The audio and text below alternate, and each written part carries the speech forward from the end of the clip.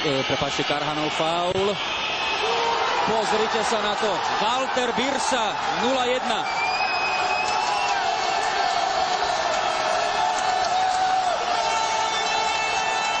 Je za nami 10 minút druhého polčasu a prehrávame so Slovinskom 0-1 po nádhernej nechytateľnej strele Waltera Birsu.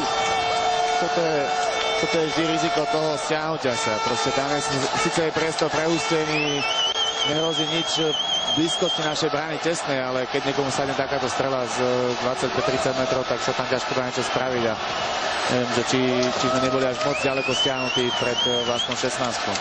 Vidíme hráči vlastne z vlastnej 16-ke stojaci. Krásna krížna strela do ľavého horného rohu. Walter Birsa si lepší čas na svoje prvé reprezentačné góly ani nemohol vybrať. Proti Poliakom pečatil slovinský triumf na 3-0 a teraz ich posúva blízko k Južnej Afrike.